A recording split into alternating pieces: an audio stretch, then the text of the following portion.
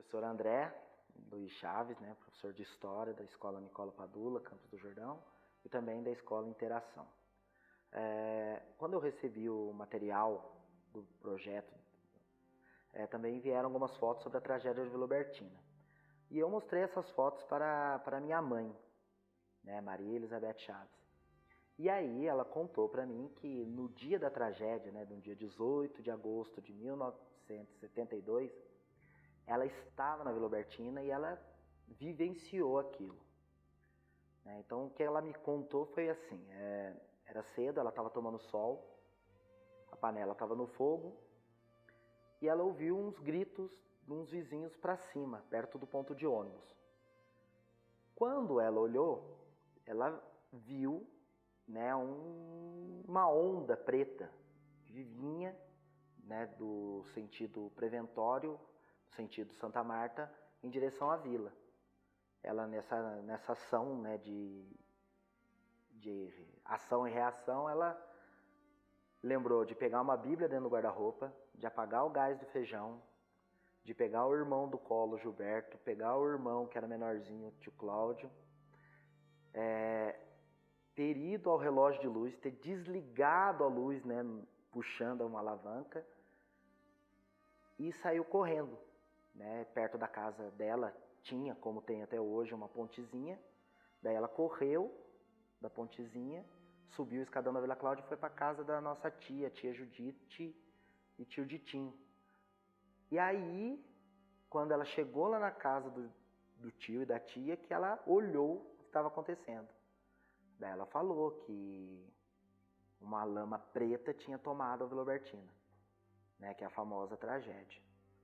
E ela ficou achando que a casa ia ser soterrada, e ela esqueceu do cachorro que estava amarrado no portão. Ela não lembrou na correria de soltar o cachorro.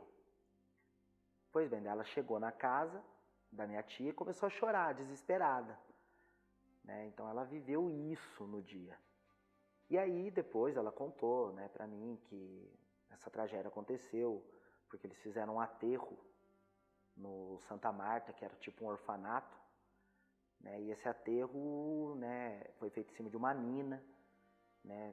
E aí caminhão, trator, mexendo naquilo, deve ter gerado um problema ali que nessa manhã tudo isso veio à tona, né? Ela fala que era como se fosse uma onda que vinha e derrubava tudo que estava no caminho. O barro não chegou a gente fala rodou o barro, né? A gente não fala tragédia Vila Albertina, é uma expressão usada, né, pela minha mãe. Quando rodou o barro chegou na porta da cozinha dela, né? A casa dela era em cima, mais ou menos uns 4, 5 metros era o portão e a rua. Daí a rua, o rio e a avenida, que até hoje tem, que é a Tassaburo Yamaguchi. Então foi esse caminho que ela fez. Ela saiu, foi até o portão, desceu a rua, passou a Pinguelinha, né, uma pontezinha pequena, e subiu para Vila Cláudia. O barro não chegou a pegar a casa da minha mãe, né, mas o que aconteceu? Devido à tragédia, a Vila Albertina ela foi fechada, ninguém podia entrar, ninguém podia sair. Uma irmã dela que estudava, que era a tia Silva, ela foi levada pela professora para o Capivari, ficaram 2 ou 3 dias sem notícia da tia Silvia. E quem estava na Vila Albertina teve que tomar injeção de tifo, se eu não me engano.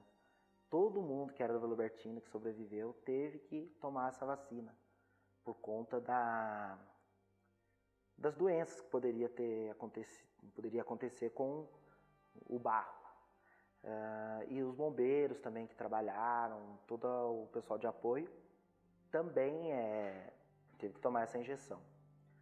Ela fala que foi um negócio assim que muito louco, por quê?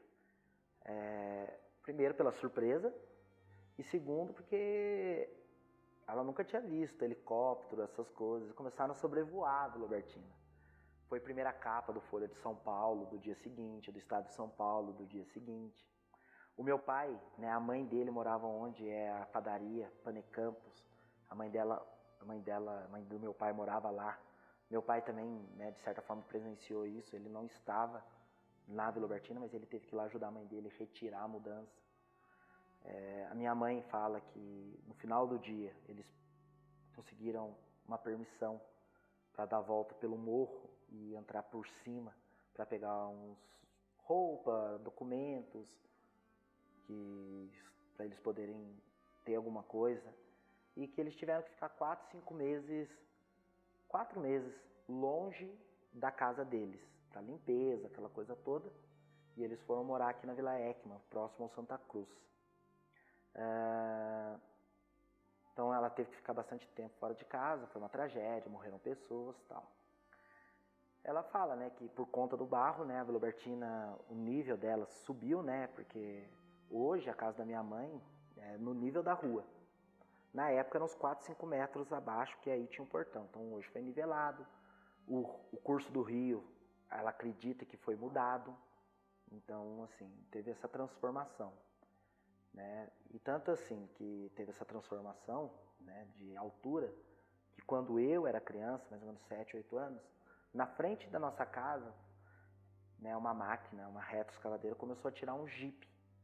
E aí eu perguntava para minha mãe de quem que era o jipe, de quem que era o jipe.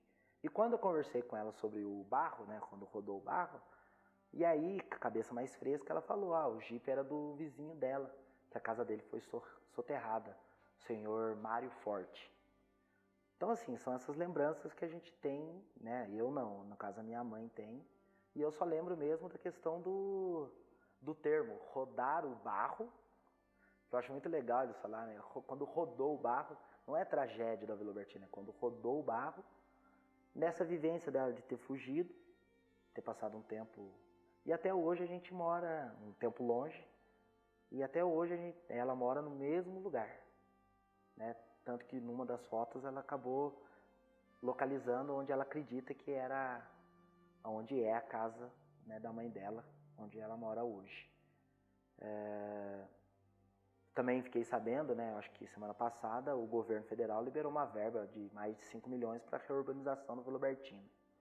Então tomara mesmo que faça um trabalho bom lá e de repente se tiver alguma coisa errada que possa ser revisto e acertado.